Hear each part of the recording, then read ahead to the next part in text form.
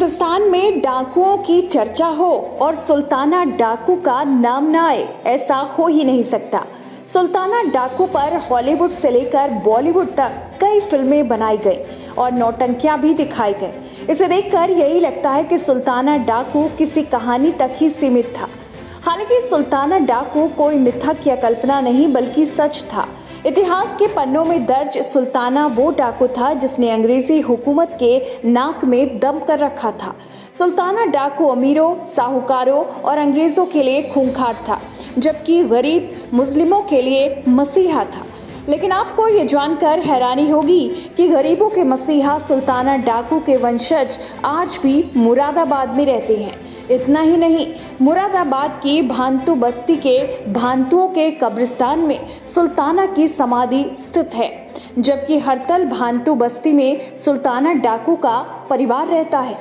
सुल्ताना डाकू के पोते दिवंगत विकट सिंह और दिवंगत परपोता दुर्योधन सिंह, राजन सिंह, संजय सिंह के बाद अब झड़पोते भांटू बस्ती में रहते हैं।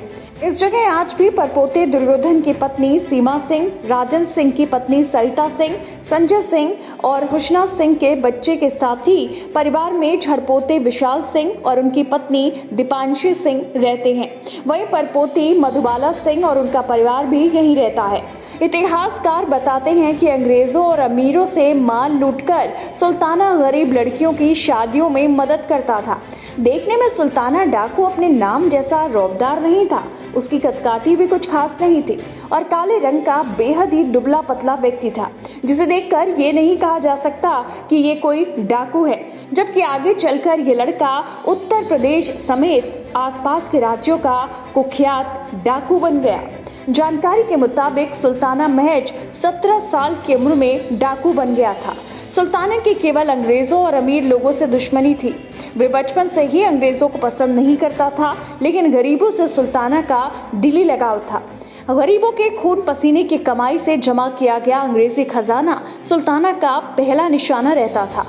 कहा यह भी जाता है कि नजीबाबाद में वीरान पड़े एक किले को सुल्ताना ने अपना ठिकाना बनाया था, जहां उसका साम्राज्य फैला हुआ था। किसी दौर में वो किला वहां के राजा नजीबुद्दौल का कहा जाता था, जो आज भी नजीबाबाद में स्थित है। लंबे वक्त तक सुल्ताना का अमीरों और साहूकारों को लूटने का सिलसिला जारी रहा। कहा जाता है कि उत्तर प्रदेश और पंजाब तक सुल्ताना डाकू का आतंक था। बड़े बड़े अंग्रेज अफसर उसे ढूंढकर हार मान चुके थे। इसके बाद अंग्रेजी हुकूमत ने पुलिस महकमे के तेज तर्रार अफसर फ्रेडी यंग को सुल्ताना को पकड़ने की जिम्मेदारी सौंपी। ये भी कहा जाता है कि फ्रेडी की सुल्ताना से पहले ही 2 मुलाकातें हो चुकी थी और तीसरी मुलाकात होने वाली थी, जिसे वो अंतिम बनाना चाहते थे। जानकार ये भी बताते हैं कि सुल्ताना को कई अंग्रेजी महिलाएं पसंद करती थी, जो हमेशा सुल्ताना का पक्ष लिया करती थी। इसी बीच 14 दिसंबर 1923 को अफसर फ्रेडी को एक मुखबिर से जानकारी मिली कि सुल्ताना हरिद्वार के किसी गांव में डकैती डालकर अपने एक ठिकाने पर लौटा है। 2 दिन बाद फ्रेडी और उनके 300 सैनिकों ने सुल्ताना को चारों ओर से घेर लिया। इस दौरान सुल्ताना चारपाई पर सो रहा था, तभी फ्रेडी जाकर सुल्ताना के ऊपर बैठ गया और आखिरकार 23 जून 1923 को सुल्ताना डाकू को गिरफ्तार कर लिया गया, जिसके बाद डाकू सुल्ताना और उसके 40 अन्य साथियों को 10 जून 1924 को आगरा में मौत की सजा दी गई, जबकि गैंग के साथियों को काला पानी की सजा हुई। जी बाबा जी, क्या नाम है आपका? गंभीर सिंह। गंभीर सिंह जी, ये कौन सी जगह है? ये कब्रिस्तान है। कौन सा कब्रिस्तान? भातुआ कब्रिस्तान है। अच्छा, ये आपके पीछे जो कब्र है वो किसकी कब्र है, क्या बताया? ये सुल्ताना जी की है, सुल्ताना डाकू जी की। अच्छा, क्या हिस्ट्री है मुरादाबाद से, इनका क्या ताल्लुक है, क्या बताया जाता? ये बासिंदा यहाँ के थे, रहने वाले थे, होके उसके काट के पास नवादा वहाँ के रहने वाले थे और इनका यहाँ भी परिवार था। हाँ, अब ये पता नहीं ये कहाँ मरे, कहाँ से लाश यहाँ आई, यहाँ उनकी समाधि बनी हुई है, ये हमें कोई मालूम नहीं। किन्होंने मारा था इन्हें? ये कोई पता नहीं किसने मारा था, अंग्रेजों ने मारा होगा। हाँ, आपको इतिहास का अच्छे आदमी थे, लूटे थे, पब्लिक को बांटे थे, गरीबों को बांटे। हाँ, ये गरीबों की सहायता करते थे, लूट के कन्याओं की शादी करते थे, गरीबों की मदद करते थे। पैदाइश कहाँ की बताई जाती है इनकी और क्या? मुरादाबाद की। अच्छा, और इनका जो फांसी दी थी अंग्रेजों ने जो इनको मारा था, वो कहाँ किया था? आगरा। पूरा इतिहास बताएं इनका जरा। नहीं, कैसे मतलब कुछ बताते होंगे आपके पूरे, कैसे फांसी की आपको सूचना मिली, फिर क्या हुआ? पूर्वजकन को जाल में फंसाया था अंग्रेजों ने। जी हाँ, जाल में फंसा के तब उनको, वैसे तो वो किसी के काबू में नहीं आते थे, जी। जाल में फंसा के तब ले गए थे उन्हें अंग्रेज। अच्छा, 100 साल पुरानी करीब हाँ, है ये। बात है। कहा जाता है किसी अंग्रेजी महिला थी, उनसे हाँ, इश्क उनसे, हो गया था, हाँ, इश्क हाँ, हो गया था इन्हें। हाँ। क्या बताएं थोड़ा।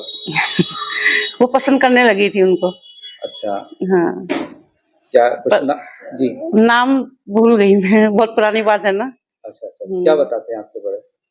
बड़े भी चले गए हमारे सारे, पहले बताते थे ये सब, क्या बताते हैं? यही कि एक अंग्रेजी महिला थी, वो बहुत पसंद करती थी, अच्छा इनकी तरफ से ही बोलती थी वो ज्यादा। अच्छा। कुछ लोग ये कहते थे कि अंडा चुराने को लेकर कुछ कहानी बनी। नहीं नहीं, ऐसा कुछ नहीं है।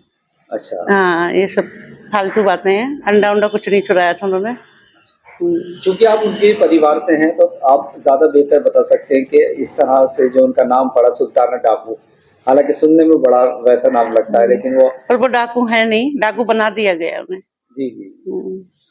तो किस तरीके से उनका नाम पड़ा, क्यों पड़ गया था ये? डाकू तो उन्होंने बाद में बनाया, नाम उनका सुल्ताना था पहले। हाँ, बाद में डाकू का नाम दे दिया गया। अंग्रेज भी डरते थे? हाँ, उनसे बहुत डरते थे। बहादुर थे काफी। नजीबाबाद में उनका किला है, वो कैसे किला वहाँ हुआ, उसके बारे में? नजीराबाद में छुप के रहते थे ये लोग, उनका गैंग था ना। पनाह गिरफ्त थी। हाँ, वहीं पे। अच्छा, तो जब फांसी कहाँ दी गई थी? आगरा। आगरा से फिर उनका पार्थिव शरीर कहाँ है? वो तो पता नहीं। मुरादाबाद बताते हैं। हाँ। पीछे जो हाथियों का कब्रिस्तान है वहाँ पर है? वो हैगा यहीं पे। कहाँ पर? नजीनाबाद से ले आए ना हम लोग। अच्छा, कहाँ लाए थे? ये अपने यहाँ पर हैगा ना, भातू भातू कॉलोनी में। हाँ, उनके ऊपर कई फिल्में भी नुमाया की गई हैं, बनाई गई हैं, और दूसरे तरीके से उन्हें दिखाया गया है। हालांकि हकीकत यही है कि वो नर्म इंसान थे। वो बहुत अच्छे इंसान थे, सबकी मदद करते थे।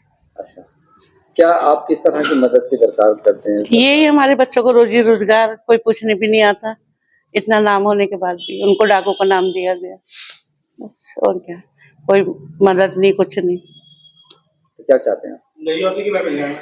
किला को तो नहीं मिलेगा, बच्चों को ही थोड़ा बहुत हो जाए ना, किला कौन देगा।